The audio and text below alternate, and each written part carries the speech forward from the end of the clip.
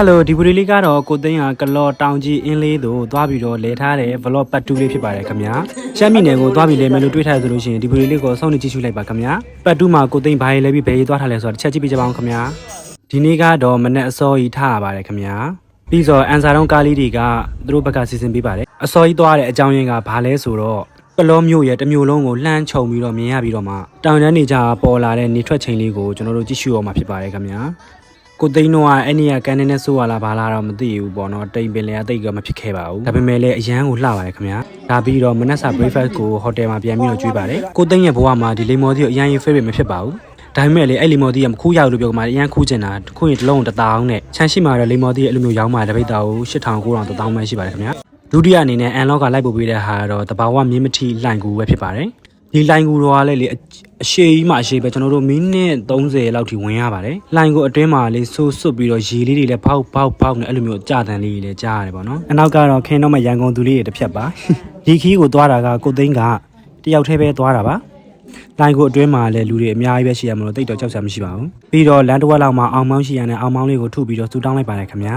ဒီနေရာတော့ထူးခြားဆန်းပြကဘာတလောပေါ့နော်နှစ်သမီးနိုသီး3လုံးလို့တခါမှမကြဘူးပါဘူးဘာပဲပြောဘဝမှာအသက်အဆန်းတွေအများကြီးတွေးရတယ်အများကြီးလေးလာခွင့်ရဆိုတော့တော်တော်လေးပျော်ပါတယ်တနေရာရောက်ရင်တနေရာအဲ့တိုးကိုကြီးတွေကလည်းတေးချာကိုဖျားသမိုင်းကြောင့်လည်းရှင်းပြပါတယ်အဲ့လိုမျိုးတွေဖြစ်ပြခဲ့တာတော့မှဒီပေါ်မှာရှိနေတယ်ဟိုမှာကြောက်လုံး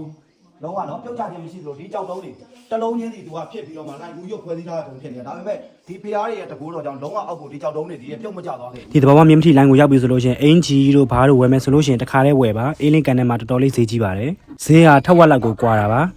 ကျွန်တော်ကတော့မွေးခဲလို့နောင်တရနေဒါကတော့အမေသားပြန်လာပြီဆိုတော့ပြိုက်တောင်ဖြစ်ပါတယ်ရှားပြီးတော့မြဲလို့ဒီဗီဒီယိုပဲထည့်ထားတာပါ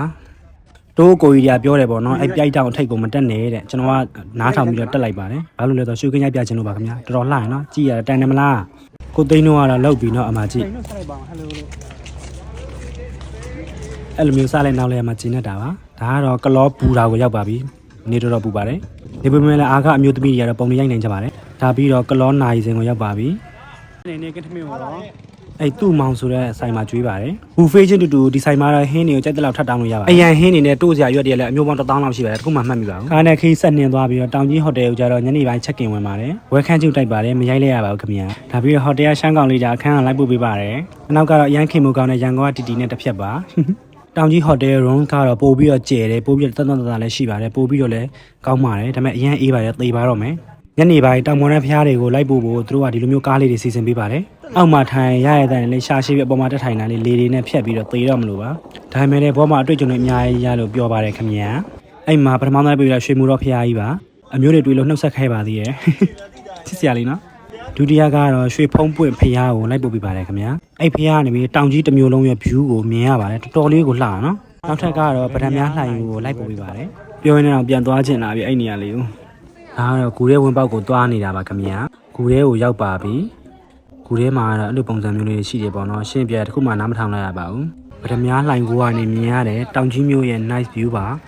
အိုးဒါပြီးတော့နောက်ထပ်ဖျားကိုထပ်ပြီးတော့ပို့ပါသေးတယ်ကျွန်တော်ပတ် 3 မှာတင်ပြတော့မယ်ခင်ဗျာဟိုတယ်ပြရောက်တော့ဟိုတယ်မှာပဲမိတ်ပြက်ဆွေပြဲအဲ့ restaurant လေးမှာသွားထိုင်လိုက်ပါတယ်သူတို့တော့ဘီယာတာခက်မြဲကျွန်တော်တော့စိုးကျူးတော့မတောက်နိုင်လို့မတောက်ပါဘူးကိုသိန်းရဲ့ပတ်တူးလေးကိုဒီမှာဆုံးသက်ပါမယ်ခင်ဗျာ bye bye see you next part 3